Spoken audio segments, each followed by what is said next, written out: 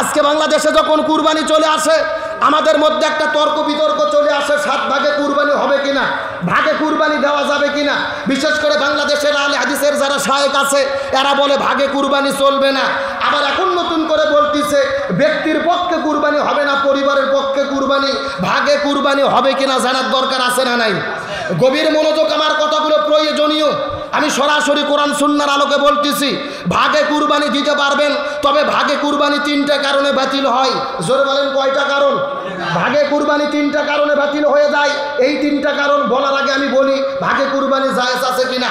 আমার নবী হাদিস শরীফের মধ্যে বলেন, বুখারী শরীফের হাদিস, ওয়ান জাবির বিন আব্দুল্লাহ রাদিয়াল্লাহু তাআলা খারাজনা মা রাসূলুল্লাহি সাল্লাল্লাহু আলাইহি ওয়াসাল্লাম। হযরত জাবির বিন আব্দুল্লাহ বলেন, আমরা নবীর সঙ্গে সফরে বের হলাম। সফরে বের হওয়ার পরে আমরা কুরবানি করেছি রাসূলের সাথে। এক গরুতে 7 ভাগ, এক আপনার উটে 7 ভাগ। সুবহানাল্লাহ কোন। তাহলে আমার নবী যদি সাহাবীদেরকে নিয়ে 7 ভাগে কুরবানি দেয়, ভাগে কুরবানি জায়েজ আছে না নাই? সুতরাং যারা বলবে ভাগে কুরবানি জায়েজ নাই এরা হলো ফিতনাবাজ, এদের থেকে সাবধান থাকতে হবে। ভাগে কুরবানি জায়েজ আছে, এটার বিরোধিতা করার সুযোগ নেই। কিন্তু ভাগে কুরবানি বাতিল হয় কয় কারণে? বোঝার জন্য বলেন কয় কারণে? 3টি কারণে ভাগে কুরবানি বাতিল হয়ে যায়। নম্বর 1, আপনি যাদের সঙ্গে ভাগে কুরবানি দেবেন, ভাগে কুরবানি দিতে গেলে 7 ভাগেই দেন, 5 ভাগেই দেন, 3 ভাগেই দেন, প্রত্যেকটা শরীরের যেই টাকা দিয়ে পশু কিনবেন এই টাকাটা হালাল হতে হবে। জোরে বলেন কি হতে হবে? আপনি 7 জনে ভাগে কুরবানি দিচ্ছেন, 6 জনের টাকা হালাল, কিন্তু একজন সুদ খায়, ঘুষ খায়, মানুষ থেকে অন্যায়ভাবে টাকা উপার্জন করে, চাঁদা তোলে, ওই লোক নিয়ে যদি কুরবানি দেন 7 জনের ভেতরে 6 জনের টাকা হালাল, 1 জনের টাকা হারাম। 1 জনের টাকা হারাম খাওয়ার কারণে 7 জনের কুরবানি বাতিল বলে গণ্য হবে। এই জন্য সাবধান, কুরবানি দিতে গেলে ভাগে সবার টাকা হালাল কিনা দেখতে হবে। 2 নম্বর, যদি ভাগে কুরবানি দিতে যান আপনাকে দেখতে হবে যাদের সঙ্গে ভাগে কুরবানি দেবেন এরা নামাজি কিনা, এটা দেখতে হবে। জোরে বলেন কি দেখতে হবে? খুব মনোযোগ ভালো করে বুঝবেন। আল্লাহ তাআলা কুরবানি ওয়াজিব করেছে, ফরজ করেছে। কুল ইন্না সলাতি ওয়া নুসুকি, আপনি নামাজ পড়েন তারপরে কুরবানি করেন। চিৎকার করে বলেন আগে নামাজ না আগে কুরবানি? কথা কয় না, আগে নামাজ না আগে কুরবানি? আল্লাহ বলছেন ফাসাল্লি লিরাব্বিকা ওয়ানহার, আগে নামাজ পড়ো তারপরে কুরবানি করো। তাহলে কি বোঝা যাচ্ছে আগে নামাজ না আগে কুরবানি? আরো জোরে বলেন। তাহলে বোঝা গেল যাদের সঙ্গে ভাগে কুরবানি দেবেন এদের কি হতে হবে? নামাজি হতে হবে। এখন খুবই বিপদ, গ্রামের মধ্যে নামাজিকে যদি ভাগে খোঁজেন দেখা যাচ্ছে নামাজির চাইতে বেনামাজির সংখ্যাই বেশি। কথা কর না কে? কেউ যদি বলে কে রে বেনামাজি তোদের সঙ্গে কুরবানি দেবো না, বেনামাজিরা বলতেছে আমরাই একদল, তোরা নামাজি ভেনো দে, আমরা বেনামাজি আলাদা দেবো। পরে দেখা যাচ্ছে বেনামাজি দলই বড়। কথা কর না কে? এখন সমাধান কি ভালো করে বুঝলেন? বেনামাজিদের কুরবানি দিতে দেবেন না এটা আমি চাচ্ছি না, বরং আমি চাচ্ছি শরীয়তের ফায়সালা। আপনি যেহেতু কুরবানি 15 দিন পরে দেবেন, টাইম আছে, আজকে থেকে আপনি নামাজ ধরেন। তাহলে 7 ভাগে কুরবানি দেবেন, 6 জন নামাজ পড়েন, 1 জন পড়েন না, এই 6 জন মিলে যে নামাজ পড়ে না ওকে আগে নামাজ ধরাতে হবে। তাহলে গভীর মনোযোগ, ভাগে কুরবানি 3টা কারণে বাতিল। 1 নম্বর হারাম উপার্জিত টাকার কুরবানি, 2 নম্বর বেনামাজির সঙ্গে কুরবানি, 3 নম্বর কারণ হলো যাদের সঙ্গে কুরবানি দেবেন কুরবানি দিতে গেলে তাদের সঙ্গে মনের সাথে মনের মিল হওয়া লাগবে। কি হওয়া লাগবে? এই 7 জনের মধ্যে 6 জনের মন ভালো, আল্লাহর সন্তুষ্টির জন্য কুরবানি দেব, কিন্তু একজনের ধান্দা হলো কুরবানি যা হয় হোক, সারা বছর গোস্ত খাইনি, 700 টাকা কেজি গোস্ত খাওয়া লাগবে। এই নিয়তে যদি কেউ কুরবানি দেয় ওই একজনের নিয়ত বিফলে যাওয়ার কারণে পুরো কুরবানি বাতিল বলে গণ্য হবে। তাহলে গভীর মনোযোগ, শর্টকাট মূল কথা বোঝেন। আপনি ভাগে কুরবানি দেন, জায়েজ আছে, না জায়েজের কোনো সুযোগ নেই। 1 নম্বর যাদের সঙ্গে কে বারে না না মাইকের চাই তো আর সাউন্ড বেশি। এই আমার দিকে লক্ষ্য করেন, ভাগে কুরবানি দেবেন তবে 3টা শর্ত। যাদের সঙ্গে ভাগে দেবেন হালাল উপার্জিত সবার সম্পদ হতে হবে, 2 নম্বর নামাজি হতে হবে, 3 নম্বরে আপনি দেখবেন সবার মন নিয়ত ঠিক আছে কিনা। এই 3টা শর্ত মানে ভাগে কুরবানি দেন। কিন্তু 3টা শর্তের লোক যদি খুঁজে না পান, ভাগে 2 লক্ষ টাকার গরু দেওয়ার চাইতে 6000 টাকার ভেড়া কিনে কুরবানি দেওয়া ভালো। কথা কি বোঝা যায়? ভাগে দেওয়া যাবে, তবে 3টা শর্ত মানে ভাগে কুরবানি দেবেন। আসুন, কুরবানি যখন চলে আসে একটা বিতর্কিত মাসালা, আলেমদের মধ্যে তর্ক বিতর্ক। আমরা 3 ভাগ করি কুরবানির গোশত, 3 ভাগ করা জরুরি কিনা, 3 ভাগ না করলে কুরবানি হবে কিনা। গভীর মনোযোগ, তিন ভাগ করে আমরা যে কুরবানির গোশত বন্টন করি, সরাসরি কোরআন বা হাদিসে এই তিন ভাগ করার ডাইরেক্ট কোনো বর্ণনা পাওয়া যায় না। তাহলে আমরা কুরবানির গোশত কেমনে বন্টন করব? সরাসরি কোরআনের বক্তব্য, কোনো হুজুরের বক্তব্য নয়। সূরাটির নাম সূরা আল হজ, আয়াত নম্বর হলো 36। আল্লাহ তাআলা বলতেছে, তোমরা যদি আল্লাহর সন্তুষ্টির জন্য কুরবানি দাও, কুরবানি যখন হয়ে গেল, গোশত তোমরা কি করবা? ফাকুলু মিনহা, সেখান থেকে তোমরা খাও। ওয়া আতিমু, তোমরা দিয়ে দাও। অল কানিয়া অল মুতাররা, তাদের মধ্যে গোশত বিতরণ করো, যারা তোমাদের কাছে গোশত চাই আর যারা চায় না, দুই দলকেই দিয়ে দাও। সুবহানাল্লাহ কোন। তাহলে আল্লাহ কয়টা বিধান দিল? ফাকুলু মিনহা, এক নম্বরে নিজে খাও, দুই নম্বরে কি করো? তোমরা দিয়ে দাও, যারা তোমাদের কাছে চাই, যারা চায় না।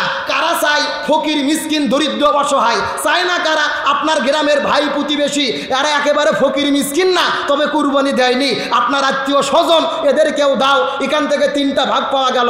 এক নম্বর নিজে খাবো, দুই নম্বর গরিব মিসকিনদের দেব, তিন নম্বর আত্মীয় স্বজনকে দেব।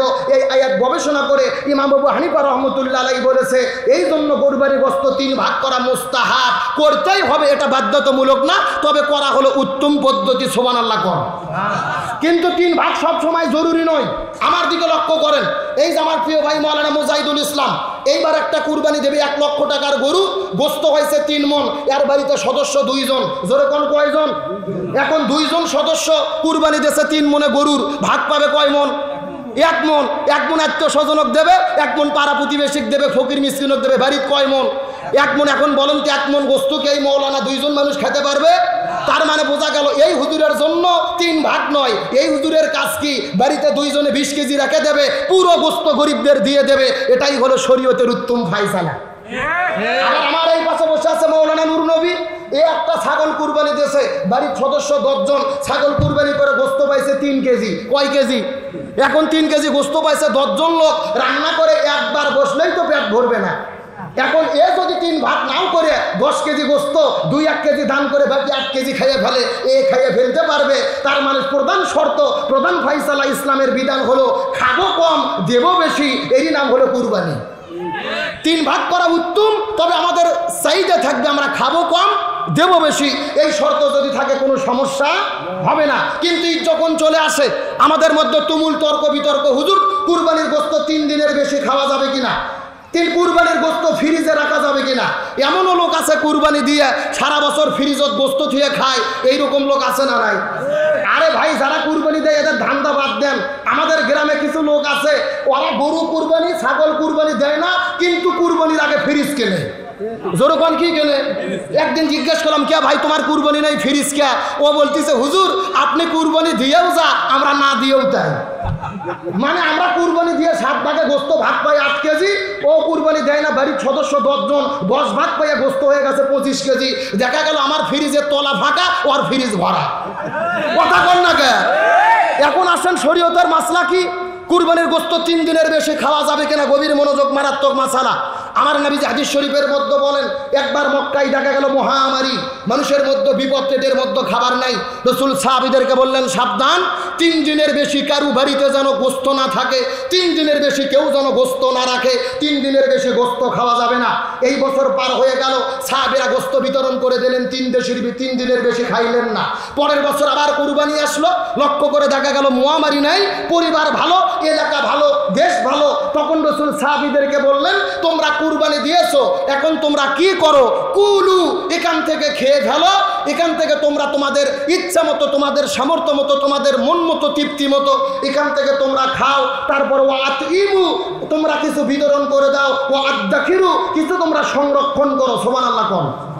এখানে বিধান কয়টা হলো? 1 নম্বর কুলু, খাও, 2 নম্বর ওয়াতিমু, দিয়ে দাও, 3 নম্বর ওয়াদাখিরু, সংরক্ষণ করো। এখান থেকে সাহাবীরা কেউ কেউ পাওয়া যায় হাদিসে গোশত রোদে শুকে, তখন তো ফ্রিজ ছিল না, গোশতর শুটকি করে দীর্ঘদিন পর্যন্ত তারা খেয়েছে। তার মানে বোঝা গেল, দেশক যদি মহামারী না থাকে, গোশত 3 ভাগ করে গরিবেরটা গরিবকে দেওয়ার পরে, আত্মস্বজনকে বুঝে দেওয়ার পরে, আপনার ভাগের গোশত যদি ফ্রিজত রাখে কিয়ামত পর্যন্ত খান, কোনো সমস্যা নাই। ফায়সালা কি কোনো ভেজাল আছে? কিন্তু আপনার আগে মন ঠিক করা লাগবে। আপনার নিয়তি যদি থাকে গরু একটা কুরবানি দেবো, সারা বছর 700 টাকা কেজি গোশত কিনতে পারি না, ফ্রিজ ভরে থবো, বিয়ে জামাই আসবে, বিয়ে আসবে, ইচ্ছা মতো খাবো, ওই নিয়ত করলে তো কুরবানি বাতিল। তার কারণ আল্লাহর কোরআন বলেন, লা ইয়ানালাল্লাহু ওয়ালা দিমাউহা ওয়ালাকিন ইয়ানালুহুত তাকওয়া মিনকুম কাযালিকা সাখখারাহা লাকুম লিতুকাব্বিরুল্লাহা আলা মা হাদাকুম ওয়া বাশশিরিল মুহসিনিন। আল্লাহ বলে তোমরা যেই কুরবানি করো এই কুরবানির গোশত চামড়া রক্ত কোনো কিছু আমার কাছে আসে না, আমি আল্লাহ আমার কাছে আসে তোমাদের অন্তরে অবস্থিত তাকওয়া। সুবহানাল্লাহ কোন? তার মানে আল্লাহ আপনার 2 লাখ টাকার গরু দেখবে না। আপনি 2 লাখ টাকা গরু দিয়েছেন মানুষকে দেখানোর জন্য, আর আপনার পাশে আব্দুল সলিম সে কুরবানি দিয়েছে 6,000 টাকার একটা ভেড়া আল্লাহর সন্তুষ্টির জন্য। আল্লাহ বলতেছে 2 লাখ টাকার গরু লোক দেখানো, ওর কুরবানি বাতিল। 6,000 টাকা ওই যে ভেড়াচ্ছে যেই ভেড়া ওর কুরবানি আল্লাহর কাছে কবুল। সুবহানাল্লাহ কোন? আজকে লোক দেখানো ইবাদত আমাদের জমিনের মধ্যে আছে না নাই? আজকে এমন লোক আছে কুরবানির হাটে গরু কিনতে যায়, গরু কেনার আগে সেলফি শুরু হয়। যেরকম কি একেবারে গরুর ঘাট ধরে সেলফি তুলতেছে, গরু গাড়িতে নিয়ে যে সেলফি তুলে বন্ধুদের পাঠিয়ে দিচ্ছে, কেউ আবার মাইটে দিচ্ছে। কুরবানি যে করবে গরু জব হচ্ছে ও সেলফি তুলতিছে। এমনও লোক আছে গরুর চামড়া ছিলতিছে, গরুর উপরে সেলফি তুলতিছে। তার মানে গরু কেনার থেকে শুরু করে খাওয়া পর্যন্ত বাটা পর্যন্ত আর সেলফি শুধু চলতিছে। সেলফি আর সেলফি, খালি মোবাইল ধরে খালি বাজ দিচ্ছে। কথা কর না গা কে রে? ওর কুরবানি আল্লাহর দরবারে কবুল হবে? ও তো গরু কুরবানি করার আগে 6 লাখ লোক ফেসবুকত দেখাচ্ছে। কথা কর না গা? ওর কুরবানি তো মানুষকে দেখানোর জন্য, ওর কুরবানি আল্লাহর জন্য নয়। এই জন্য সাবধান, গরু যেটা কেনেন পশু যেটা কেনেন ফেসবুকে দেবেন না, সেলফি তুলবেন না। ঈদের দিনে জবে করার সময় সেলফি, গোস্ত বাটার সেলফি, রক্ত মাতানোর সেলফি। আবার কিছু কিছু যুবক গত বছর দেখলাম একটা করে আপনার টি-শার্ট বানাইছে, পেছনে লিখে দিয়েছে 1 দিনের কষাই। কয় দিনের কষাই? মানে ওরা নাকি 1 দিনের কষাই হয়েছে। ইচ্ছা মতো গোস্ত নিয়ে খেলাখেলি করতেছে। অনুভূতি আনার বিষয়। হযরত ইব্রাহিম আলাইহিস সালাম ইসমাইলকে কুরবানি করেছে, ওই অনুভূতি নিয়ে যদি কেউ গরু কুরবানি করে, সেলফি তোলা তো দূরের কথা, চোখের কান্না বন্ধ করতে পারবে না। সুতরাং সেই অনুভূতিকে আমরা অন্তরে আনতে পেরেছি। এই জন্য বলে লোক দেখানোর জন্য সেলফির কোনো কাজ নাই, এগুলো কাজ করা যাবে না। এখান থেকে আমাদেরকে দূরে রাখতে হবে। আবার কুরবানির ঈদ যখন চলে আসে, আমরা কুরবানির দিনে এমন খাওয়া খাই, পেপসি 7 আপ না খেলে গরু গোস্ত হজম হয় না। কথা কর না কে? মানে ঈদের দিনে দেখবেন বিটির বাড়ির যাচ্ছে ভাত গোস্ত নিয়ে, 1 কেজি গোস্ত সাথে 2 লিটার একটা 7 আপ। আমার রাসূল বলেছেন খাও তোমরা পেটকে 3 ভাগ করে, 1 ভাগ খালি রাখো, 1 ভাগ খাও আর 1 ভাগ পানি খাও। আর আমরা এমন মুসলমান এমন খাওয়া খাই 7 আপ না খেলে গোস্ত হজম হয় না। তারপরে দেখবেন সারা বছর যত রোগ না হয়, ডাক্তারের কাছে রুগী না যায়, কুরবানি ঈদের পরে রুগী ভিড় জমে যায় লাইন ধরে। তার মানে বোঝা গেল বেশি খাওয়ার জন্য রোগ চলে আসে না। আপনি অবশ্যই খাবেন, খেতে হবে রসুলের সুন্নাত মতো। আর একটা কথা পরিষ্কার করে বলতে চাই, ঈদের দিনে 7 আপ খান, পেপসি খান, কোকা কোলা খান, এগুলো কোল্ড ড্রিঙ্কস, এগুলো কমল পানি, ও এগুলোর অবস্থা কি জানেন? ডাক্তাররা রিপোর্টে বলেছে বাংলাদেশের অধিকাংশ মানুষ যারা কিডনি নষ্ট হয়ে মারা যাচ্ছে, কিডনি ড্যামেজ হয়ে যাচ্ছে, এর অন্যতম কারণ হলো এই 7 আপ, পেপসি, কোকা কোলা, কোমল পানি খাওয়ার কারণে। এই জন্য সাবধান, ইচ্ছা মতো খাইয়া 7 আপ, কোকা কোলা, পেপসি খাবেন না। আর একটা কারণ কি? আজকে ফিলিস্তিনে মুসলমানদের মারতিস ইসরায়েল। এই যে কোকা কোলা কার পণ্য? ইসরায়েল। পেপসি কার পণ্য? ইসরায়েল। 7 আপ কার পণ্য? ইসরায়েল। আপনি গরু গোস্ত করে ঈদের গোস্ত খাচ্ছেন, গরুর গোস্ত, আর আপনি ইসরায়েলের 7 আপ খেয়ে তাদের পকেটে টাকা তুলে দিচ্ছেন মুসলমানদের মারার জন্য। আপনি ঈদের অনুভূতি বুঝতে পারেন নাই। সুতরাং বেশি খেয়ে এমন কোনো কাজ জানা না হয় আমাদের। এই জন্য আমাদেরকে সজাগ থাকতে হবে। আপনাদের কি কষ্ট হয়? রাগ করেন? আরে ভাই ওয়াজ তো বহু বক্তারই শুনছেন। বর্তমান প্রেক্ষাপটে আমুলের ওয়াজ করতেছি। যেরকম কিসের ওয়াজ? এই আমুল তো শুরু হবে এই যে 7 দিন পরে যখন ঈদ চলে আসবে। কথা বলেন ঠিক কিনা? আমার দিকে লক্ষ্য করেন, আলোচনাগুলো মাথায় রাখেন। জীবনে কাজ দিতে পারে এগুলো আমাদের জানা দরকার। সামনে আসতেছে ঈদুল আজহা। ঈদ আমরা কেমনে পেলাম? আজকে মুসলমানদের সন্তান মনে কষ্ট লাগে, ঈদের দিনে গরু জবে করে, ঈদুল ফিতরের দিনে ঈদের নামাজ পড়ার পরে ভটভটি ভ্যান ভাড়া করে, ডিজে পার্টি ভাড়া করে, মাইকার বক্স লেগে দিয়ে ভটভটিতে ডিগ ডিগ বাজ দিয়ে মাটি কাপে ফেলে দিয়ে চলে যায়। এরা মুসলমানের সন্তান নাকি বান্দরের বাচ্চা, বোঝার বুদ্ধি নাই। কথা কন না কে? ঈদ আমরা কেমনে পেলাম? যেদিন ইসমাইলকে জবে করে শহীদ হযরত ইব্রাহিম আলাইহিস সালাম কুরবানি করেছে ইসমাইলকে, ওই দিন আমরা করেছি কুরবানি। আর সেই দিনে গরু জবে করা বাদ দিয়ে আমরা ডিজে পার্টি ভাড়া করে বক্স ভাড়া করে নাচতে নাচতে পিক আপ ভ্যানে আমরা বক্সে নাচতে নাচতে রাস্তা দিয়ে চলে যাচ্ছি, এটা মুসলমানের কাজ হতে পারে না। মুসলমানদের ঈদের ইতিহাস কি? আমার নবী যে মক্কা থেকে মদিনায় হিজরত করার পরে দেখে ইহুদি খ্রিস্টান বৌদ্ধ নাসারারা প্রত্যেক বছরে হেমন্ত বসন্ত দেখি উৎসব পালন করে, যে উৎসবের মধ্যে ঢোল তবলা গান বাজনা বাজানো হয়। সাহাবীরা জিজ্ঞেস করলেন, ইয়া রাসূলুল্লাহ, আমাদের কি কোনো উৎসব নেই? আল্লাহর পক্ষ থেকে জিবরাইল এসে বলে, ইয়া রাসূলুল্লাহ, মুসলমানদের জন্য উৎসব হলো দুইটা, একটা ঈদুল ফিতর আর একটা ঈদুল আজহা। সুবহানাল্লাহ কোন? তার মানে বোঝা গেল আল্লাহ মুসলমানদের ঈদ দিয়েছে ঢোল তবলা বন্ধ করার জন্য, গান বাজনা বন্ধ করার জন্য। আর আজকে যারা মুসলমানের সন্তান, এই যে ঈদুল আজহা ঈদুল ফিতরের দিনে ডিজে পার্টি ভাড়া করে ঢোল তবলা গান বাজনা করে, এরা কখনো মুসলমানের সন্তান হতে পারে না। এখন এগুলো বন্ধ করতে চাইলে আব্দুল সালাম যুক্তিবাদীর ওয়াজদে বন্ধ হবে না, এই আমাদের বক্তাদের ওয়াজদে বন্ধ হবে না। এই ডিজে পার্টি বন্ধ করতে গেলে ঈদের পরে 7 দিন প্রত্যেকটা মোড়ে মোড়ে সবাইকে হাতের মধ্যে লাঠি নিয়ে বসে থাকা লাগবে। এ কথা বল না কে?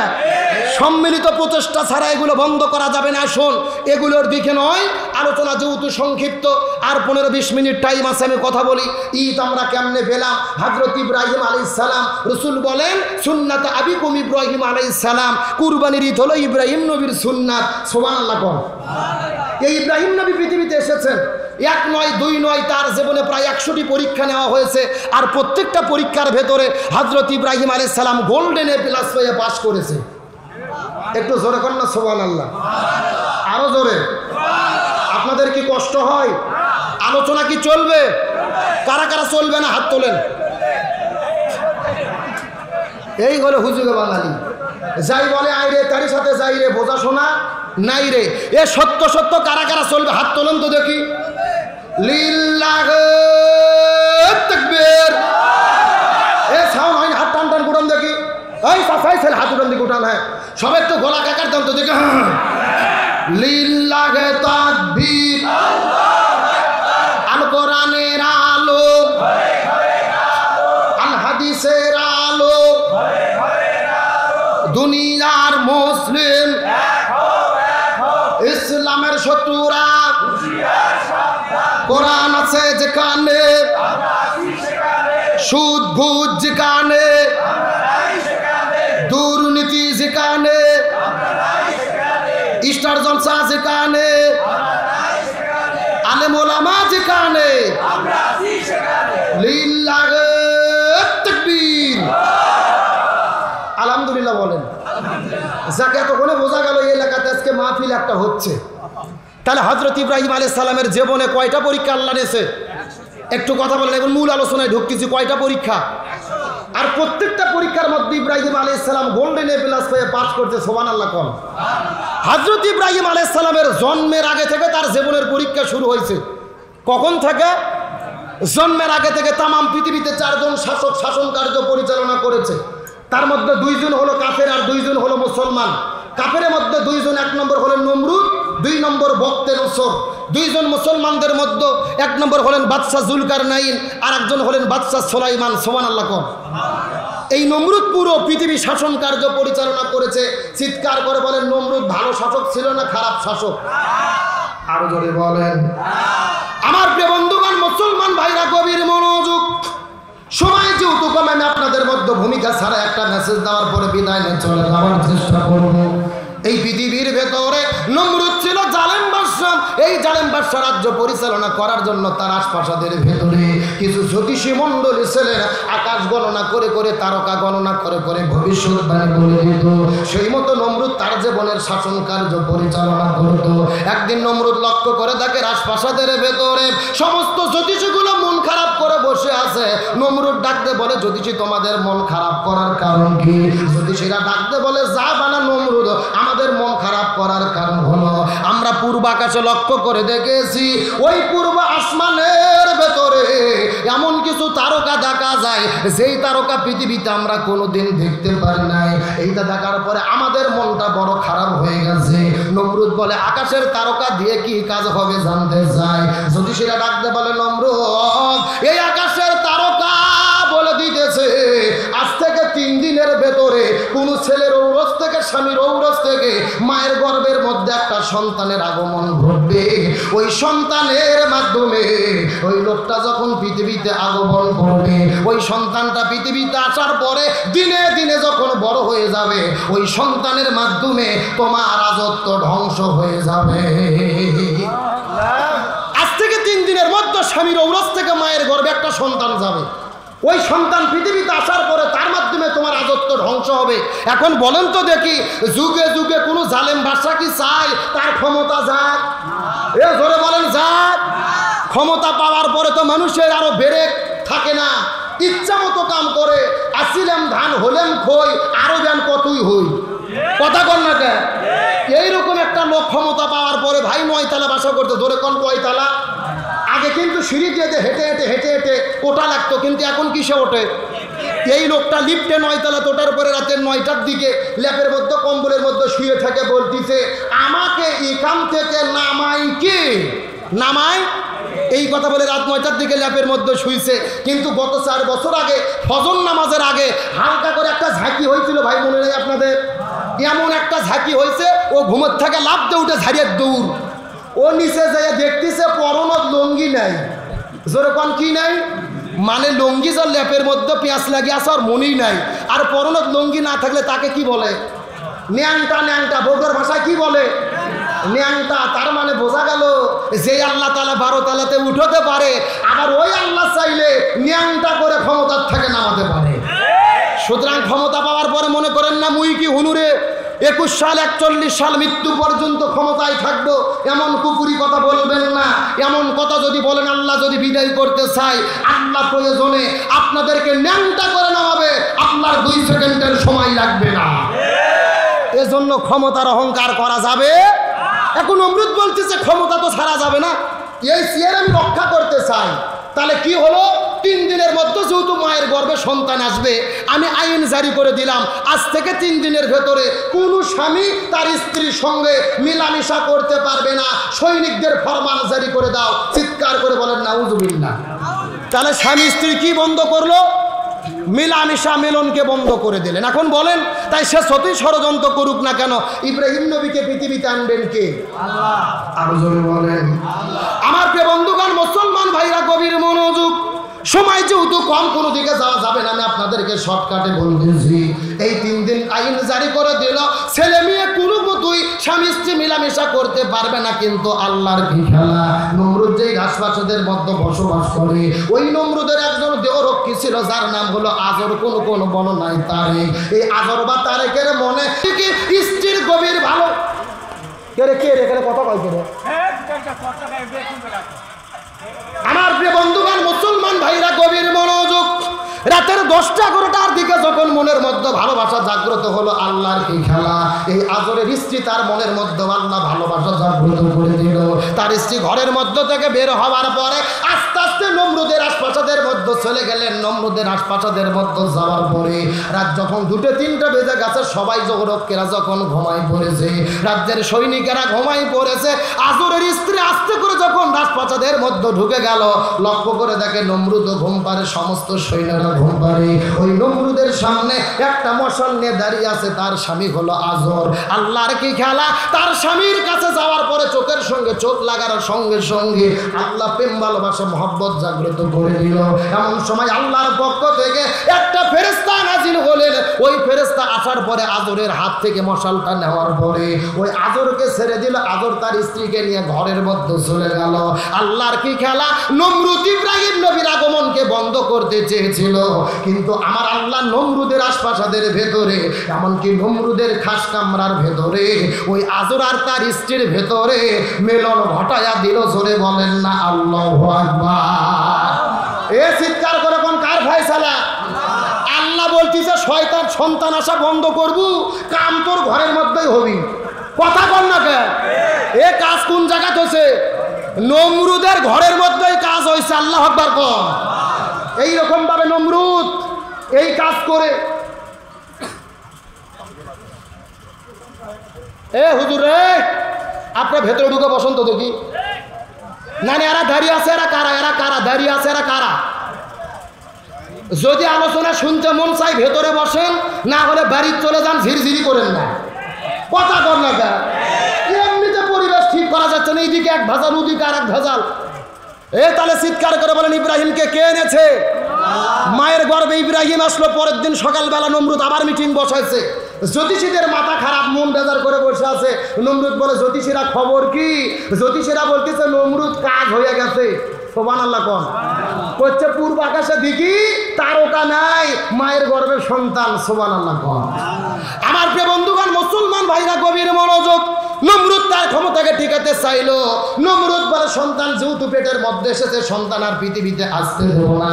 আজ থেকে আইন জারি করে দিলাম, 1 মাস পর্যন্ত শুধু নয়, 1 বছর পর্যন্ত যত সন্তান পৃথিবীতে আগমন করবে শুধুমাত্র মেয়ে সন্তানদেরকে বাঁচিয়ে রাখা হবে, আর ছেলে সন্তানদেরকে হত্যা করা হবে। এই আইন যখন নমরুদ পৃথিবীর মধ্যে করে দিল, কিতাবের মধ্য থেকে পাওয়া যায় আইন জারি করার পরে লক্ষ লক্ষ সৈনিকেরা পুরো পৃথিবীর মধ্যে ছড়িয়ে পড়লো। এই 1 বছরের মধ্যে 1 নয় 2 নয়, প্রায় 40 লক্ষ শিশুকে তারা হত্যা করেছে শুধুমাত্র ক্ষমতার চেয়ার টিকানোর জন্য। আজকেও বাংলাদেশের দিকে লক্ষ্য করে দেখেন, শুধুমাত্র ক্ষমতায় চেয়ার টিকে থাকার জন্য নিরপরাধ মানুষদেরকে জেলের মধ্যে বন্দী করা হয়, আলেমদেরকে জেলের মধ্যে বন্দী করা হয় শুধু ক্ষমতার চেয়ারে টিকে থাকার কারণে। এই বাংলার জমিনে আলেমদের ফাঁসির দড়ি ঝুলাইয়া পৃথিবী থেকে বিদায় করে দেওয়া হয়। তার মানে বোঝা গেল ওই নমরুদ যা, বর্তমানে নমরুদ তাই। তার মানে বোঝা গেল এরা শুধুমাত্র জালেম নয়, এরাই হলো নমরুদের খারাপ ভাই। এ কথা এত আস্তে ঠিক করছেন কেন? আপনাদের কি ভয় ধরছে? সবাই একসাথে কোন ঠিক? আরো জোরে ঠিক। তাহলে নমরুদের কাজ যারা করবে মনে করবেন এরাই নমরুদের বংশধর। এ কথা কম। এরকম নমরুদের বংশধর তো বর্তমানে বাংলাদেশের নেই। আছে আছে, বুঝেন, আমি কিন্তু বলি নাই, আপনারা বলছেন। আমার দিকে লক্ষ্য করেন, গভীর মনোযোগ। ইব্রাহিম আলাইহিস সালাম সন্তান পেটের মধ্যে আসলো। তার মায়ের পেটে আসার পরে মায়ের গর্ভ বড় হয়েছে, পেট বড় হয়নি, সন্তান বড় হয়েছে। একটা গুহার মধ্যে দিয়ে ইব্রাহিমের জন্ম আল্লাহ দিয়ে দিল। সুবহানাল্লাহ কোন। তার মানে তারা চাই ইব্রাহিমের আগমন বন্ধ করতে, কিন্তু ইব্রাহিমকে কে পাঠাইয়া দিল? আমি শেষ কথা বলবো, সময় কম। ইব্রাহিম আলাইহিস সালাম পৃথিবীতে আসলেন পরীক্ষা দিতে দিতে। ইব্রাহিমের বয়স যখন 86 বছর, জোরে কোন কয় বছর? আমার প্রিয় বন্ধুগণ, মুসলমান ভাইরা গভীর মনোযোগ। ইব্রাহিম আলাইহিস সালামের বয়স যখন 86 বছর বয়স হয়ে গেছে, তার ঘরের মধ্যে 2টা বিবি। একটা হলেন বিশ্ব সুন্দরী বিবি সারা, আর একটা হলেন বিশ্ব সুন্দরী বিবি হাজেরা। কিন্তু তার ঘরের মধ্যে কোনো সন্তান নাই। ইব্রাহিম আলাইহিস সালাম সব সময় শুধু দোয়া করতে থাকে, রব্বি হাবলি মিনাস সলিহিন, রব্বি হাবলি মিনাস সলিহিন। হে আল্লাহ, আপনি আমাকে নেককার সন্তান দেন। হে আল্লাহ, আপনি আমাকে নেককার সন্তান দেন। চিৎকার করে বলেন তো, সন্তান চাইতে হবে কার কাছে? আরো জোরে বলেন। কিন্তু আল্লাহ বাদ দিয়ে পীরের কাছে সন্তান চাই, এইরকম লোক আছে না নাই? আর আছে মানে আপনাদের বগুড়া জেলার বেশি। বিশ্বাস নাই, মহাস্থান ঘরে যায় দেখেন, কথা বল না কা। শুক্রবারে যায় দেখবেন হাজার হাজার মানুষেরা সন্তান চাচ্ছে মাইসার বলকির কাছে, মাজারের কাছে। এখন বলেন সন্তান দিতে পারে কে? আরো ধরে বলেন, আল্লাহ ছাড়া কারো কাছে সন্তান চাওয়া যাবে না। আজকে বাংলাদেশে কাদের বিরুদ্ধে কথা বলবেন? এই বাংলাদেশে কিছু বক্তা আছে, এই বক্তাগুলোই মানুষদেরকে শিরিক শিখায়, বিদআত শিখায়। এমন বক্তা আছে আল্লাহর নামে জিকির করে না, জিকির করে বাবার নামে। জোরে বলেন কার নামে? দয়াল বাবা, কেল্লা বাবা, ফতে বাবা, গরিব বাবা, মিসকিন বাবা, আলু বাবা, পুটল বাবা, মূলো বাবা, ওরেব বাবা। এ আছে না নাই? এগুলো জিকিরের ট্রেনিং দেয় বাংলাদেশের প্রধান ভণ্ড মুফতি গিয়াসউদ্দিন তাহেরি। এ কথা কর না কে? আমার তো মনে বলেন নামের আগে থেকে মৌলানার মুফতিকে কাটে দেওয়া দরকার। আর জিকির কি? আমি কার লাগি সাজাইলাম কুঞ্জ যত্ন করে, আমি কার লাগি সাজাইলাম কুঞ্জ যত্ন করে। তুমি আইলা না গো মুর্শিদ, আইলা না গো রিজভি বাবা, আমার ভাঙা ভবরে আমি কার লাগি সাজাইলাম কুঞ্জ যত্ন করে। কথা কন, কথা কন। মদিনার গোলামি আমায় দেই জালালি মোরে, মদিনার গোলামি আমায় দেইও মাশাআল্লাহ। এ আছে না নাই? এরা জিকির করে বাবার নামে, কেল্লা বাবা, ফতে বাবা, গরিব বাবা, মিসকিন বাবা। চিৎকার করে বলেন জিকির হবে কার নামে? আল্লাহ বলছেন ফাযকুরুনি আযকুরুকুম, তোমরা আমার জিকির করো, আমি আল্লাহ তোমাদের জিকির করব। সুবহানাল্লাহ বলেন। হাদিসের মধ্যে এসেছে 4টা শব্দ ছাড়া জিকির করা জায়েজ নাই। সহি শব্দে 4টা জিকির, সুবহানাল্লাহ, আলহামদুলিল্লাহ, লা ইলাহা ইল্লাল্লাহ, আল্লাহু আকবার। এই 4টা শব্দ ছাড়া যেই বক্তাগুলো জিকির করে এরা সুন্নতি জিকির করে না, এরাই হলো ভণ্ডদের দালাল। এরকম ভণ্ড আছে না নাই? আর ওই গিয়াসউদ্দিন তাইরি আলেমদের বিরুদ্ধে ফতোয়া দেয়, শায়েখ আহমদুল্লাহর বিরুদ্ধে কাফের বলে ফতোয়া দেয়, অথচ নিজেই গান গাইতে যায় কাফের হয়ে যায়। গত 4 বছর আগে গান গিয়েছিল, আল্লাহর ধন রসুলকে দিয়ে আল্লাহ গেল গায়েব হয়ে। নাউজুবিল্লাহ বলবেন না? আর রসুলের ধন খাজাই পাইয়া শুয়ে আছে আজমিরেতে, কেউ ফেরে না খালি হাতে খাজা বাবার দরবার থেকে। নাউজুবিল্লাহ কোন কত মারাত্মক কথা দেখেন, বলতেছে আল্লাহর ধন রসুলকে দিয়ে আল্লাহ গেছে গায়েব হয়ে। মানে আল্লাহর যত সম্পদ ছিল নবীকে দিয়ে আল্লাহ গায়েব হয়ে গেল। আল্লাহ নাই, আল্লাহর ক্ষমতা নাই, রসুলের ক্ষমতা নাই, ক্ষমতা খাজা বাবার। যার যা লাগে খাজা বাবার কাছে যাও, এমন কথা বললে কি ইমাম থাকে? যেরকম ইমাম থাকে। আমার তো মনে পড়ে বাংলাদেশ যদি ইসলামী রাষ্ট্র হতো, কোরআন হাদিসের আইন থাকতো, এই শিরকি গান গাওয়ার কারণে ওই ভণ্ড তাইরিকে 24 ঘন্টার মধ্যে গ্রেফতার করে দৃষ্টান্তমূলক শাস্তি দেওয়া হতো। এ বলে আল্লাহর ধন রসুলকে দিয়ে আল্লাহ কাছে গায়েব হইয়া। আমি বলছি না, শয়তানের ধন তাইরিকে দিয়ে শয়তান কাছে গায়েব হইয়া। কি বলবো আমি, একটু বলবো না রাগ করতেছে? কতক্ষণ বলবো? শয়তানের ধন তাহিরি রে দিয়া গেলেন শয়তান গায়েব হইয়া। শয়তানের ধন তাগিরি পাইয়া ঘুরতি আছে মাহফিলে, কেউ ফেরে নাই মান নিয়ে ভণ্ড তাহিরির মাহফিল থেকে। আরো জোরে কোন? এই সমস্ত আলেমদের বক্তাদের ওয়াজে গেলে মানুষ ইমান থাকতো বেশি হবে, এদের মাহফিলে গেলে আরো ইমান মানুষ হারা হয়ে যাবে। তবে ধরা পড়েছে মুফতি গিয়াসউদ্দিন তাইরি, ধরা খাইছে তাইরি। মুফতি আলী হাসান ওসামা তাকে চ্যালেঞ্জ করেছে 48 ঘন্টা, অনলাইন অফলাইন কোথায় পারবা আসো, তোমার সঙ্গে চ্যালেঞ্জ করব। মুফতি তারপরে তাইরির কোনো খবর নাই, খুঁজে পাওয়া যাচ্ছে না। তার মানে বোঝা যায় শক্তের ভক্ত নরমের জম। কতক্ষণ না কে শায়েখ আহমদুল্লাহ কথা বলে না, চুপ থাকে দেখে তার বিরুদ্ধে লেগেছে। তাইরির বিরুদ্ধে ফতোয়া দিয়েছে আলাউদ্দিন জিয়াদি। ও বলেছে তাইরি হলো বাউল বক্তা, এই তাইরির পেছনে নামাজ হলে, নামাজ পড়লে নামাজ হবে না। আল্লাহু আকবার বল। এটা আমাদের ফতোয়া না, আলাউদ্দিন জিয়াদি ওরই জাত ভাই, ওরই ঘরনার ভাই, আটরশি দরবারের যিনি একটা আলেম, সে ফতোয়া দিল তার বিরুদ্ধে। আজকে আমরা শায়েখ আহমদুল্লাহর পক্ষে কথা বললে তাইরির ভক্তরা বলে আমরা শায়েখের দালাল। আমরা বলতে চাই, ও তাইরি ভাই, আলাউদ্দিন জিয়াদি কার দালালি করতেছে একটু প্রকাশ করো জাতির সামনে। ও বলতেছে তাইরি হলো বাউল বক্তা, তার কারণ তাইরির ভেতরে আর মমতাজের মধ্যে কোনো পার্থক্য নাই। এ কথা কর না, ওই তাইরি মাইক পাইলেই নাচানাচি, মাইক পাইলেই লাফালাফি। ওই তাইরির গান বিয়ের বাড়িতে চলে, মমতাজের গানও বিয়ের বাড়িতে চলে। তাইরির গান হিন্দুদের পুজোয় চলে, মমতাজের গানও পুজোর মধ্যে চলে। তার মানে বোঝা গেল মমতাজ আর তাইরির মধ্যে কোনো পার্থক্য নেই। এ জোরে কম, তারা হলো জাত ভাই বোন, মানে কোম্পানি একই, শুধু মডেল আলাদা। কথা কন, মানুষ কত জাহিল হতে পারে। আমার দিকে তাকান, গত 2 দিন আগে দেখলাম গিয়াসউদ্দিন তাইরি লিচুর গাছে চড়েছে। এক বাদা লিচু পাড়ার পরে বলতেছে এই লিচু আমি শায়েখ আহমদুল্লাহকে হাদিয়ে দেব, মুফতি আমির হামজাকে হাদিয়ে দেব, তারা যদি আমার কাছে ক্ষমা চায়। আরে ভাই, এই সমস্ত বক্তাদেরকে দেখে বোঝার বুদ্ধি নেই, এরা বক্তা নাকি টিকটক আর পার্থক্য বোঝা যায় না। এ যুবকেরা কথা বলো। আর যেভাবে তার বডি ল্যাঙ্গুয়েজ, কথা বলার ধরন, এরা লেডিস না জন্ডিস বোঝার কোনো বুদ্ধি নাই। এই জন্য বলতে চাই, আর দয়া করে ফতুয়াবাজি করো না। শায়েখ আহমদুল্লাহর বিরুদ্ধে এক ভণ্ড হুজুর গান গেয়েছিল। ও শায়েখ আহমদুল্লাহ, তুমি ক্ষমা চাও না, কি ভুল করেছো তুমি বলো না। সিনেমার গান নকল করে গাইলো গান। গতকালকে লাইভে সেই ভণ্ড বক্তা বলতেছে আমি খুবই বিপদে পড়েছি, আমাকে একটু হেল্প করেন, আমাকে সাহায্য করেন, এলাকার মানুষ আমাকে দেখতে পারতেছে না, যেখানেই যাই অপমানিত হচ্ছি। আমরা বলি এ ভণ্ড বক্তা, দুনিয়াতে শুধু অপমানিত নয়, তুমি মরিয়া দেখো ফেরেশতারা তোমাদের জন্য লাঠি আর বাটাম নিয়ে রেডি আছে। তার কারণ কি? তুমি হক্কানি আলেমের বিরুদ্ধে কথা বলেছো। ও বলতেছে আমার গোপন ভিডিও ভাইরাল করে দিতে পারে।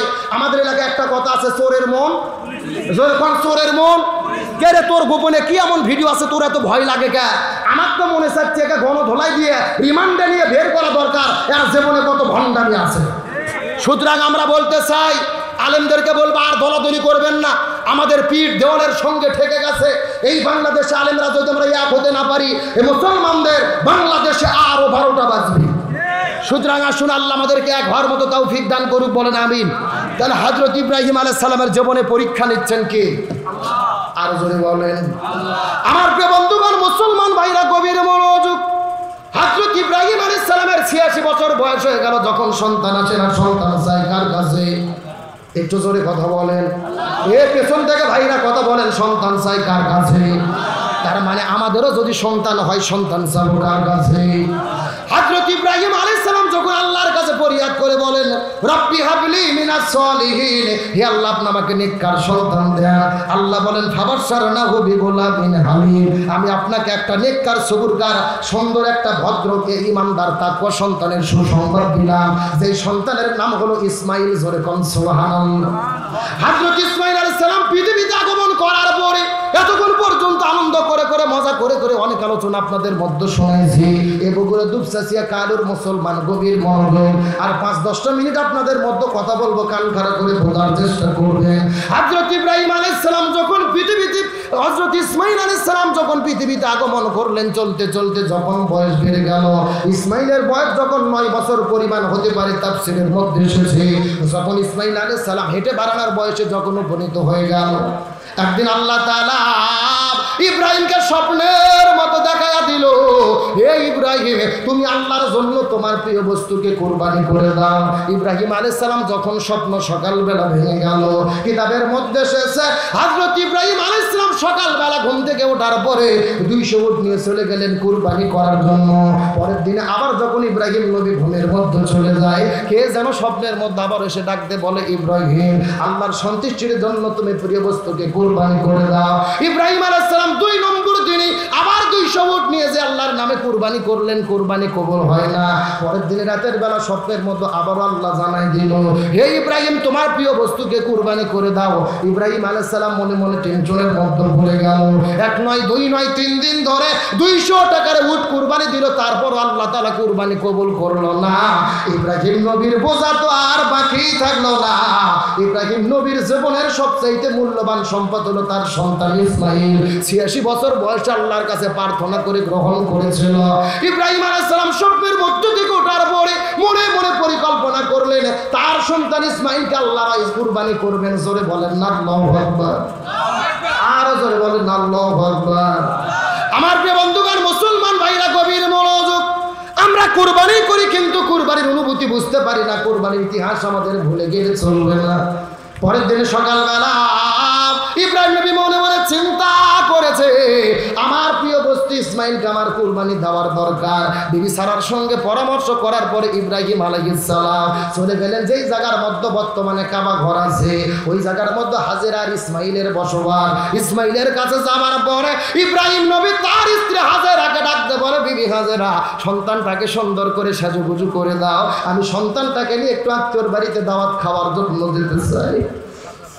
এই কথা বলার পর হযরত ইব্রাহিম আলাইহিস সালাম যখন হাজেরাকে বললেন, হাজেরা আলাইহিস সালাম সন্তানটাকে সুন্দর করে সাজুগুজু করে দিয়ে চোখের মধ্যে সুরমা লাগায়া দিয়া সুন্দর করে নতুন জামা পরে দিয়ে বাবার হাতে তুলে দিল।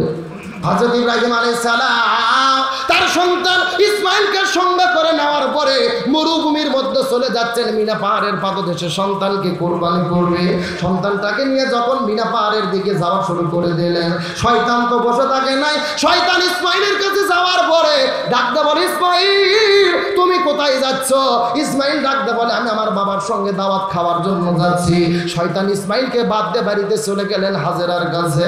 হাজেরার কাছে যাওয়ার পরে ডাকতে বলে, বিবি হাজেরা, তোমার সন্তান কোথায় গিয়েছে জানতে চায়। হাজেরা ডাকতে বলে, আমার সন্তান তার বাবার সঙ্গে দাওয়াত খাইতে গেছে। শয়তান ডাকতে বলে, না না না, ভুল বলতেছো, তোমার সন্তানটা তো দাওয়াত খাওয়ার জন্য যায় নাই, তোমার সন্তানটাকে তোমার স্বামী নিয়ে গেছে কুরবানি করার জন্য।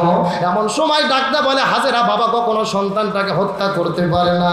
শয়তান ডাকতে বলে, তোমার সন্তানটাকে ইব্রাহিম কুরবানি করবে আল্লাহর হুকুমে, আল্লাহ হুকুম করেছে সন্তানটাকে কুরবানি করার জন্য।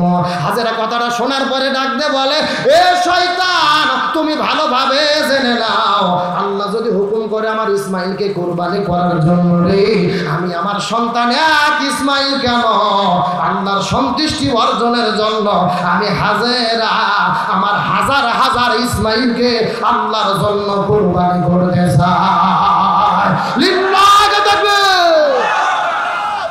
আমার বন্ধুগণ, মুসলমান ভাইরা গভীর মনোযোগ। ইমানের পরীক্ষা কাকে বলে, কুরবানির অনুভূতি কাকে বলে, অন্তর দিয়ে কথাগুলো সুন্দর করে বোঝার চেষ্টা করবে। এই কথা শোনার পরে শয়তান বুঝতে পারলো হাজেরাকে তো কুমন্ত্রণা দেওয়া গেল না। ওখান থেকে বের হওয়ার পরে আস্তে করে মানুষের ভেষ ধরে চলে গেলেন শিশু সন্তান ইসমাইলের কাছে। ইসমাইলের কাছে যাওয়ার পরে ডাকতে বলে, বাবা তুমি কোথায় যাইতেছো জানতে চাই। ইসমাইল বলে, আমার বাবার সঙ্গে তার বন্ধুর বাড়িতে দাওয়াত খাইতে যায়। শয়তান ডাকতে বলে, না, তোমার বাবা তোমাকে দাওয়াত খাওয়ানোর জন্য নিয়ে যায় না, তোমার বাবা তোমাকে হত্যা করবে। দেখো তোমার বাবার কাপড়ের ভেতরে একটা ছুরি লুকিয়ে রাখা হয়েছে, এই ছুরি দিয়েই তোমাকে কুরবানি করবে, জবে করবে। ইসমাইল লাগতে বলে, না, একটা বাবা কখনো তার সন্তানটাকে হত্যা করতে পারে না, কথা কখনোই সত্য হতে পারে না। শয়তান ডাকতে বলে, অবশ্যই তোমার বাবা তোমাকে হত্যা করবে, তোমাকে কুরবানি করবে আল্লাহর হুকুমে, আল্লাহর সন্তুষ্টির জন্য। তার কারণ হলো এমনটি হুকুম আল্লাহ তাআলা আসমান থেকে করেছে। ইসমাইল ডাকতে বলে, শয়তান রে, তুমি আমাকে কুমন্ত্রণা দিতে চাও, তুমি আমাকে আঘাত দিতে চাও, তুমি আমাকে ভুল বুঝাইতে চাও, ঈমান হারা করতে চাও। এই শয়তানের বাচ্চা জেনে রাখো, আল্লাহ যদি হুকুম করে আমি ইসমাইল কুরবানি হওয়ার জন্য, আমি ইসমাইল শুধু একবার নয় শয়তান, আমি আল্লাহ যদি হুকুম করে আমি ইসমাইল আল্লাহর জন্য হাজার হাজার বার আল্লাহর জন্য কুরবানি হতে চাই। আমার প্রিয় বন্ধুগণ, মুসলমান ভাইরা গভীর মনোযোগ। ইমানের পরীক্ষা কাকে বলে, গভীর মনোযোগ দিয়ে শেষ কথাগুলো অন্তর দিয়ে মাথার মধ্যে ঢোকানোর চেষ্টা করবে। শয়তান মনে মনে চিন্তা করল, ইসমাইলকেও আর তো ধোকা দেওয়া যাবে না, তাকে বিপদগামী করা যাবে না। ইসমাইল আলাইহিস সালাম তার বাবার কাছে ডাকতে বলে, বাবা তুমি কি আমাকে কুরবানি দেওয়ার জন্য নিয়ে যাচ্ছ নাকি, ঘটনাটা সত্য করে খুলে বলো। ইব্রাহিম আলাইহিস সালাম তার সন্তানটাকে ডাকতে বলে, হে সন্তান, আল্লাহ হুকুম করেছে তার সন্তানের সন্তুষ্টির জন্য কুরবানি তোমাকে করব। ইসমাইল ডাকতে বলেন, আল্লাহ। ইসমাইল ডাকতে বলেন, আব্বা আমার বাবা, আপনি আমাকে কুরবানি করবেন, কিন্তু শয়তান আমাকে কুমন্ত্রণা দেয়, শয়তানটাকে আটকাতে হবে। এমন সময় বাবার সন্তান মিলে বুদ্ধি করার পরে হাতের মধ্যে 7টা পাথর নেওয়ার পরে ওই শয়তানকে নিক্ষেপ করেছিল ওই জায়গার ভেতরে। আজকেও তামাম পৃথিবীর লক্ষ লক্ষ কোটি কোটি মানুষেরা মক্কায় হজ করতে যায়, যেই জায়গায় ইব্রাহিম এবং ইসমাইল মিলে শয়তানটাকে পাথর মেরেছিল রে, ওই জায়গায় লক্ষ লক্ষ মানুষেরা হজ করতে গিয়ে আজকেও পাথর নিক্ষেপ করে। জোরে বলেন না মারহাবা। আমার বন্ধুগণ, মুসলমান ভাইরা গভীর মনোযোগ। হযরত ইব্রাহিম আলাইহিস সালাম সন্তানটাকে ডাকতে বলে, ইয়া বুনাইয়া, হে আমার বৎস, আমি স্বপ্নের মধ্যে দেখেছি তোমাকে কুরবানি করতেছি, এখন আমি কি করব বলো। শয়তান ডাকতে বলে, আল্লাহ যেভাবে হুকুম করেছে, আপনি যেভাবে স্বপ্ন দেখেছেন সেইভাবেই করেন। আমি সন্তান আল্লাহর জন্য কুরবানি হতে প্রস্তুত হয়ে গেলাম। সুবহানাল্লাহ। কিন্তু বাবা আপনার কাছে আমার 3টে ওসিয়ত আছে। ও বাবা, আপনি আমাকে কুরবানি করেন, আমার কোনো আপত্তি নাই, তবে আপনার কাছে 3টা চাওয়া আছে। ইব্রাহিম নবী ডাকতে বলেন, বাবা কি 3টা চাইতে চাও বলো তো দেখি। ইসমাইল ডাকতে বলে, বাবা আপনার কাছে প্রথম নম্বর ওসিয়ত হলো, আমাকে যখন কুরবানি করবেন, কুরবানি করার আগে রসা বের করার পরে আমার হাতগুলোকে আপনি বেঁধে ফেলবেন, আমার পাগুলোকে আপনি বেঁধে ফেলবেন, আমি যেন নড়াচড়া করতে না পারি। আমি নড়াচড়া করতে গিয়ে যদি বেদবি হয়ে যায়, আপনি বাবা আপনার সঙ্গে যদি বেদবি করি, আল্লাহর কাছে হিসাব দিতে পারবো না। ও বাবা আপনার কাছে 2 নম্বর ওসিয়ত হলো, আমাকে যখন আপনি জবে করবেন, আমাকে যখন আপনি কুরবানি করবেন, আমার মাথাটা চিৎ করে শুয়ে দিয়ে মাথাটা আপনি মাটির দিকে রাখবেন, আমাকে মাটির উপরে ওপর করে শুয়ে দেবেন, আমার এই মুখমণ্ডল চেহারাটা যেন মাটির দিকে থাকে। আপনি চাকু যখন ছাড়াইবেন, জবে যখন করবেন, আপনি বাবা আপনার চোখ যখন আমার চোখের দিকে যেন না পড়ে। তার কারণ হলো আপনি বাবা 86 বছর বয়সের ভেতরে বারবার আল্লাহর কাছে ফরিয়াদ করে করে আমাকে নিয়েছিলেন। আমি আপনার বড় আদরের ধন কলিজার টুকরা, আমাকে জবে করতে গেলে, কুরবানি করতে গেলে আপনার চোখের সঙ্গে যদি আমার চোখটা পড়ে যায়, আমাদের মধ্যে ভালোবাসা মহব্বত জাগ্রত হতে পারে। আপনি সেই সময় জবে করতে হয়তো বা পারবেন না, কষ্ট হবে। ও বাবা আপনার কাছে ফরিয়াদ করে বলি, আপনি জবে করার আগে আমার এই মুখটা মাটির দিকে চিৎ করে শোয়াই দেবেন। জোরে কন্যা পার হওয়া। আমার প্রিয় বন্ধুগণ, মুসলমান ভাইরা গভীর মনোযোগ। ইমানের আবেগ কাকে বলে? বাবা ডাকতে বলে, সন্তান 3 নম্বর কি মসজিদ আছে বলেন তো দেখি? লিল্লাহি তাকবীর, লিল্লাহি তাকবীর।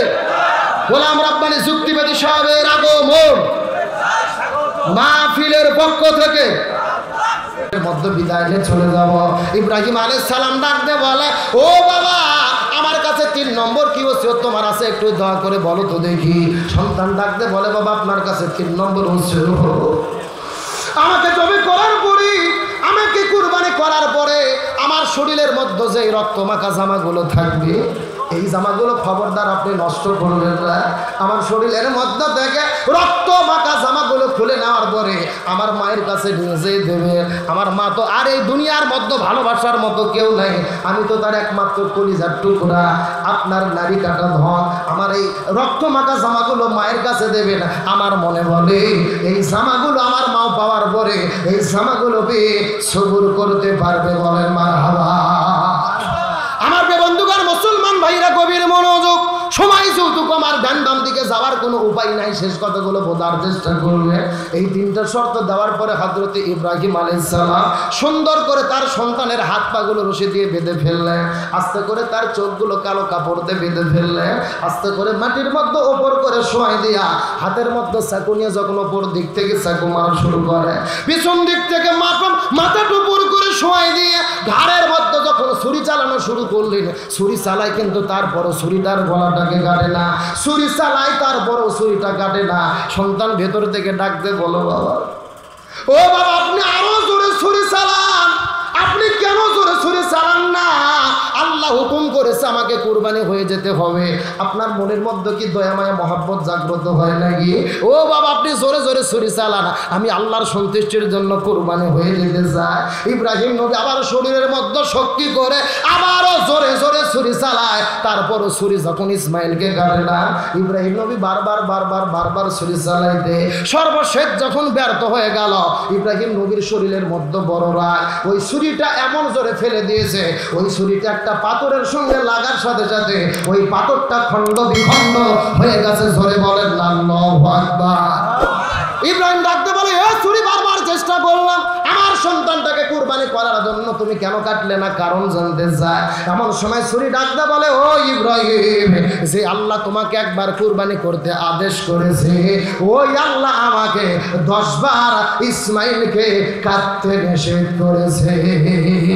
লিল্লাহি তাকবীর। সঙ্গে সঙ্গে আল্লাহর পক্ষ থেকে হযরত জিবরাইল আলাইহিস সালাম একটা দুম্বানে আগমন করলেন, তাকবীর দেওয়া শুরু করলেন, আল্লাহু আকবার, আল্লাহু আকবার, লা ইলাহা ইল্লাল্লাহ, আল্লাহু আকবার, আল্লাহু আকবার, লিল্লাহিল হামদ। চিৎকার করে তাকবীরটা আমার সঙ্গে পড়েন, আল্লাহু আকবার, আল্লাহু আকবার, লা ইলাহা ইল্লাল্লাহ, আল্লাহু আকবার, আল্লাহু আকবার, লিল্লাহিল হামদ। এই রকম তাকবীর দিতে দিতে হযরত জিবরাইল আলাইহিস সালাম একটা দুম্বা আনার পরে আস্তে করে তার শরীর সামনে শোয়াই দিল, দুম্বাটাও কুরবানি হয়ে গেল। এই আলোচনার মাধ্যমে আমি আপনাদেরকে একটা শিক্ষা দিতে চাই। আল্লাহ বলেন, ফালাম্মা আসলামা ওয়া তাল্লাহু লিল জাবিন, যখন তারা সবাই মিলে জবে করার জন্য একতাবদ্ধ হয়ে গেল, সন্তান জবে হতে রাজি, বাবাও সন্তানকে জবে করতে রাজি, তার মানে বোঝা যাচ্ছে হযরত ইব্রাহিম জবে করার জন্য প্রস্তুত হয়ে গেছে, হাজেরা তার সন্তানটাকে দেওয়ার জন্য রাজি হয়ে গেছে, আর ইসমাইল নিজেও কুরবানি হওয়ার জন্য প্রস্তুত হয়ে গেছে।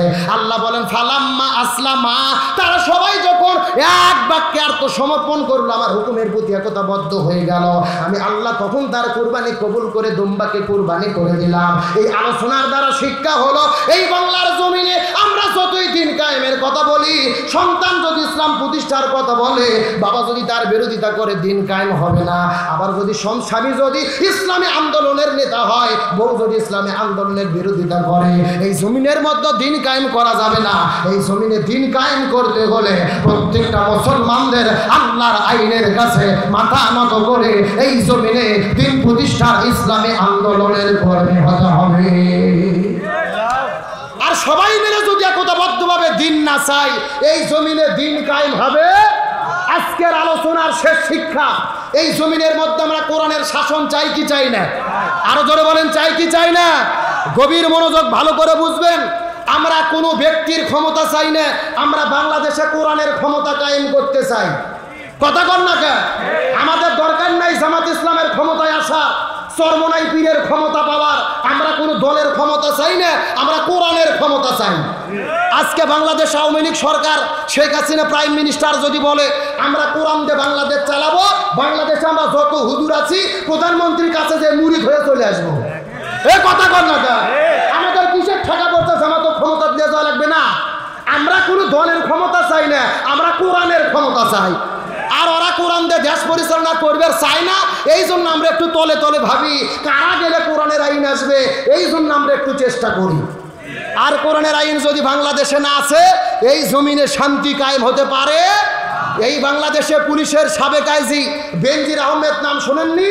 বিশাল বড় প্রভাবশালী পুলিশের প্রধান, বক্তব্য দিতে গিয়ে আলেমদের বিরুদ্ধে কথা বলতো, মাইক ধরে বলতো দুর্নীতির বিরুদ্ধে আমরা জিহাদ ঘোষণা করেছি।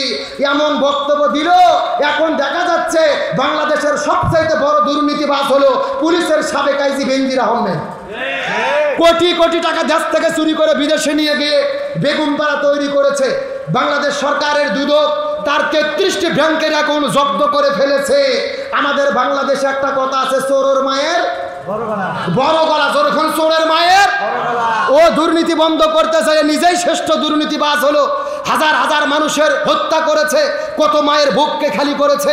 হেফাজত ইসলাম যখন 5ই মে শাপলা চত্বরে গিয়েছিল কোরআনের দাবি নিয়ে, হেফাজত ইসলামকে শেষ করার জন্য মাস্টার মাইন্ড হিসেবে বেনজির আহমেদ কাজ করেছে। আমরা বলতে চাই, তুমি হেফাজত ইসলামকে শেষ করতে চেয়েছো, ইসলামকে শেষ করতে চেয়েছো, ইসলামকে শেষ করতে পারোনি। তোমার নাম গন্ধ বাংলাদেশে খুঁজে পাওয়া যাচ্ছে না। পুলিশ তাকে খুঁজতেছে, মিডিয়া তাকে খুঁজতেছে, ওকে খুঁজে পাওয়া যাচ্ছে না। তার মানে বোঝা যায় চোরের 10 দিন গারস্থের। তোমাদের ক্ষমতা থাকা অবস্থায় যদি এইরকম হয়, ক্ষমতা ছাড়লে কি হবে আল্লাহই ভালো জানে। এ ভয় করতেছেন নাকি? কতক্ষণ ঠিক কিনা? আরো জোরে কোন ঠিক? সুতরাং এই দুর্নীতিবাজরা কেন জায়গা পাইছে? এই দেশে কোরআনের শাসন না থাকার কারণে, কোরআনের আইন না থাকার কারণে। আজকে তার ইসলামকে নিশ্চিহ্ন করতে চেয়েছে, পারিনি। আমরা বলি ওই যে আমার থেকে শিক্ষা নাও, এমপি মরে গেছে, লাশ নাই, জানাজা করার মতো লাশ নাই, তোমরা এখান থেকে শিক্ষা নাও। আলেমদের বিরোধিতা করেছো, মাইক পেয়ে হুজুরদের বলেছে এরা উগ্রবাদী, হাত পাও ভেঙে দেব। এদের জানাজা বাংলার জমিনে কোনো আলেমদের দ্বারা হতে পারে না। আমরা বাংলাদেশের সব হুজুর যদি একদল হই, এরা কিছু করতে পারবে? এ জোরকম পারবে? আজকে আমরা সব হুজুর একদল না হওয়ার কারণে 12টা বাজতিছে। এই বাংলাদেশের একজন সব্যসাচী কবি ছিল শামসুর রহমান, কি নাম বলছি? এই শয়তান মরার আগে বলছিল ফজর নামাজের যখন আজান দেয় তখন মনে হয় যে ব্যবসা তার খরিদ্দারকে ডাকতেছে। নাউজুবিল্লাহ কর, এটা বলে শেষ করতে আমার দিকে তাকা। তখন এই লোক যখন মরে গেল, বাংলাদেশের সব হুজুর আমরা একদল হয়েছি, আর জানাজা কেউ পড়বো না। ও মরে যাওয়ার পরে পুলিশ যায় তাকে বড় মসজিদের ইমাম আগেই বলে চলে গেছে। কিন্তু একটা মসজিদ আছে, মসজিদকে ধরে নিচ্ছে নামাজ পড়ানোর জন্য। মসজিদ নামাজও পড়াইছে। নামাজ পড়ার পর আমরা জিজ্ঞেস করলাম, এই মসজিদ তুমি নামাজ পড়াইলা কেন? মসজিদ বলতে যে টেনশন করো না, পেশাব পায়খানা করে ওযু করিনি, দোয়াও করিনি। কথা কন না কে? ওযু করিনি, দোয়াও করিনি, দোয়া ছাড়া ওযু ছাড়া মার দিছি। তার মানে বোঝা গেল ওস্তাদের মার। এ জোরে কোন ওস্তাদের মার? তোমরা সারা জীবন হুজুরদেরকে তালেবান রাজাকার বলবা, আর হুজুর মরে তুমি মরে যাওয়ার পরে আমরা জানাজা পরে তোমাদের জান্নাতে ঢুকে দেব, ওই ধান্দা বাদ দাও। মরে যাওয়ার পরে যদি সামনে দেয় আল্লাহ আকবার করে চুপ করে থাকবো, কোনো দোয়া পড়বো না, ফাটা বাটা। কতক্ষণ ঠিক কিনা? সুতরাং আমি আপনাদেরকে শেষ কথা বলতে চাই, এই বাংলার জমিনে কোরআন কায়েম হোক, আপনারা কি চান? এ কোরআন দিয়ে বাংলাদেশ চলুক, এটা আপনারা কি চান? সুতরাং আজকের মাহফিলের আলোচনার শিক্ষা হলো, আজকের মাহফিল থেকে শপথ গ্রহণ করব, ব্যক্তি, পরিবার, সমাজ, রাষ্ট্র, রান্নাঘর থেকে শুরু করে সংসদ পর্যন্ত, জন্ম থেকে শুরু করে মৃত্যু পর্যন্ত প্রতিটি জায়গা কোরআন দিয়ে বাংলাদেশ পরিচালিত হবে। কারা কারা গেছেন দুটি হাত আল্লাহকে তুলে দেখা। লিল্লাহি তাকবীর। আল্লাহ তাআলা এই জমিনকে কোরআনের জন্য কায়েম করুক, বলেন আমিন। আমি প্রথমেই বলছি আজকের বক্তা বেশি, ওয়াজের শুরু হবে কিন্তু শেষ হবে না। তারপরও ভাঙ্গা ভাঙ্গা কণ্ঠে ভূমিকা ছাড়াই যতটুকু কথা বলেছি আল্লাহ কবুল করুক, বলেন আমিন। আমরা দোয়া করে আপনাদের গ্রামের কৃতি সন্তান, আমার প্রিয়